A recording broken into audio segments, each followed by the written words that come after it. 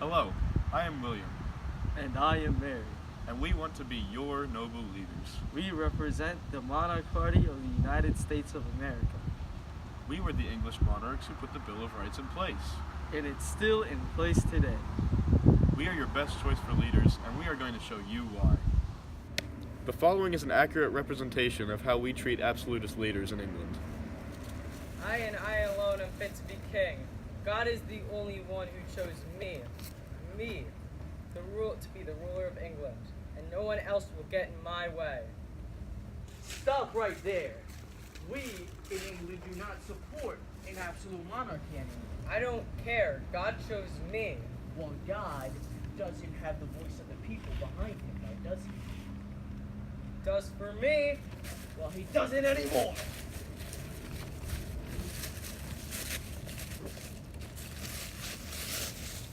As you can see, we are against the absolutist ways of our predecessors. We think that absolutism has no place in the modern government. As you can see, when we moved England towards a more parliamentary and eventually democratic government. Because we support the rights of a free people. With our parliamentary government, we only raised or reduced taxes by a democratic vote taken by our parliament. All the other candidates have domestic policies that give them more power and don't spread it out to the people. With our leadership, we will give more power to the people with civil rights acts like we did back in England. And we'll boost the economy with a brand spanking new national bank. Unlike some of our other candidates, we don't believe in divine rights. We also have shared leadership between my wife Mary and I. And our shared leadership stopped France from actually being good at bullying other nations by using our military might to fight them back. We know that we need to support a monarchy with limited power. Like I said before, we don't believe in divine rights, and we share power with our people. That's more than you can say for some of our other competition. Am I right? That's right. We're the leaders of the freest government in history at our time, and we plan on keeping it that way now. Now, let's talk about the economy. When I ruled England, I founded the Bank of England, which really revitalized the economy and made it a better place to live. I plan on doing the exact same thing for America. This is going to be an amazing place to live because of the thriving economy and just overall better lifestyle. Yes, we will do anything to nourish and protect this great nation's economy. We are amazing in warfare. We fought a war against France and we demolished them. We are very capable of defending our country. On the topic of France, there he goes now. Yes.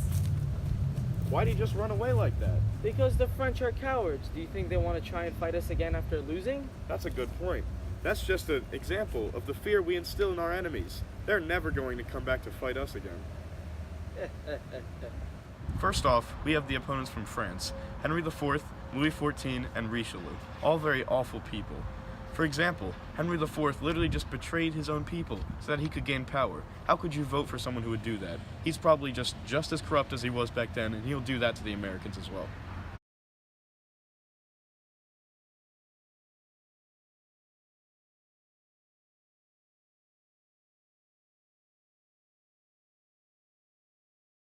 And then there's Louis XIV, who didn't trust any one of his people, so he used spies to watch over every single one of their actions and check their mail. Now that's a serious infringement on your privacy. Can you really trust somebody like that, who is so paranoid that his own people might be plotting against him, that he read their mail and watched every single one of their moves? And then there's Richelieu, who prosecuted a religion at home, but then supported it internationally. How can you trust a hypocrite like that? Maybe he'll do something similar so he can gain more power in your America.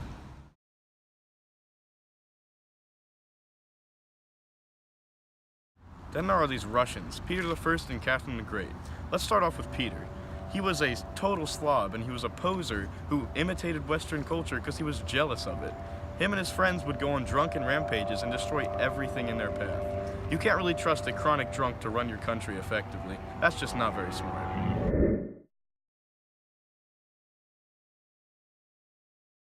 And then on top of that, we have Catherine the Great.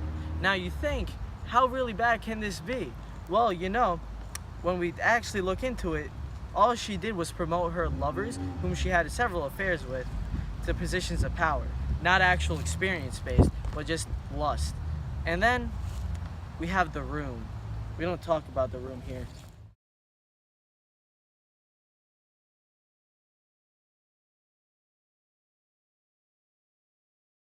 Now we have our opponents from our own country of England, Elizabeth I, Charles I, James I, and Oliver Cromwell. First we have Elizabeth, who is extremely indecisive, and as we all know, that's a terrible trait for any leader to have. How would she get any work done in our country if she can't make any decisions? Now we have James I, who tried to take the rights away from Parliament because he didn't agree with them. That's just no way to go about things because he's against the people in the government. That's just wrong because you can't have a leader who's against people in the government in such a democratic country such as this one.